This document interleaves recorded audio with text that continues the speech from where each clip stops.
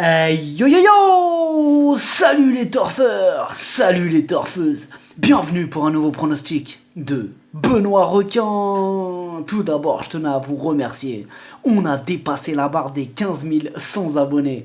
Comment ça fait super plaisir! Merci pour vos likes, pour vos commentaires. N'hésitez pas à vous abonner pour recevoir tous mes pronostics tous les jours. Ok, place au pronostic du quintet du mardi 7 mai. Direction Saint-Cloud pour le prix de l'Aquitaine.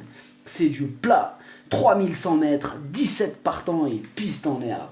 Attention, ce quintet est très ouvert, ça sent les surprises à l'arrivée. On commence avec le numéro 1, Max la Fripouille. Dans ce quintet, sa marge est réduite et il ne répète pas toujours ses bonnes sorties. Comme d'habitude avec lui, ce sera tout ou rien.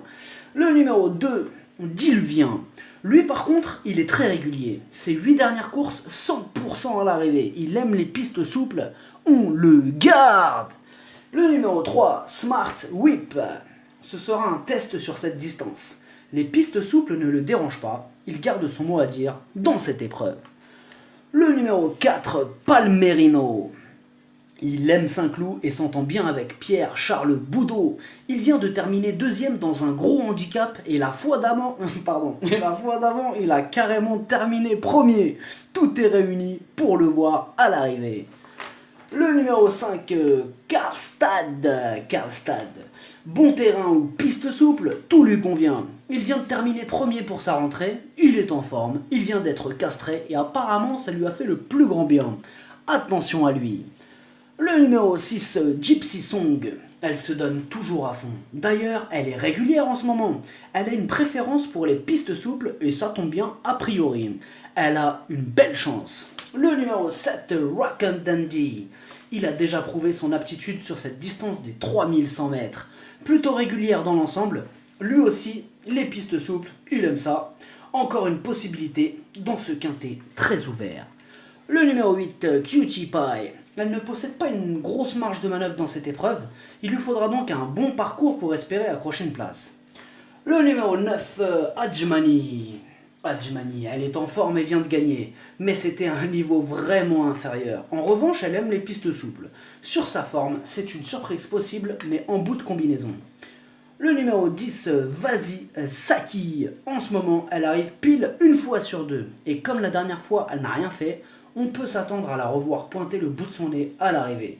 Elle est en plein dans sa catégorie, donc méfiance. Le numéro 11, Shining Lord.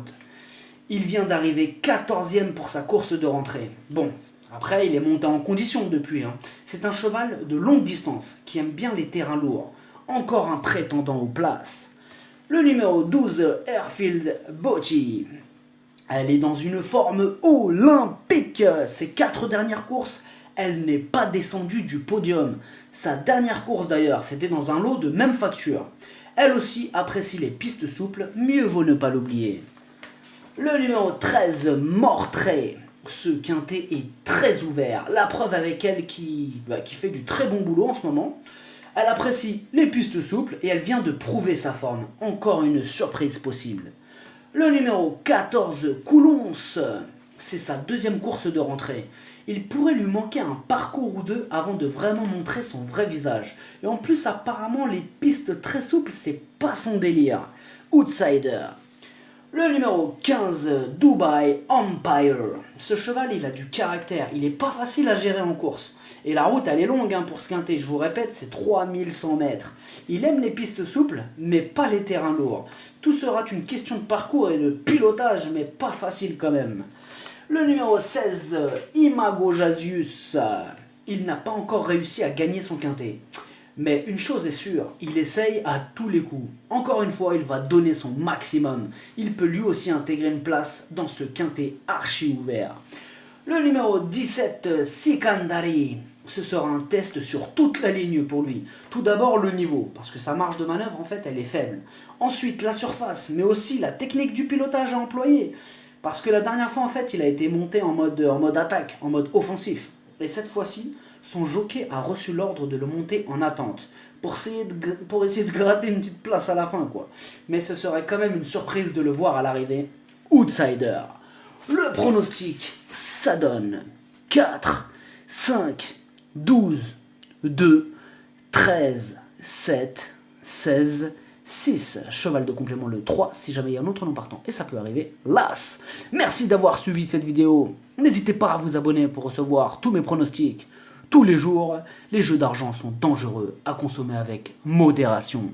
Bonne chance, chopez-le moi. Ciao.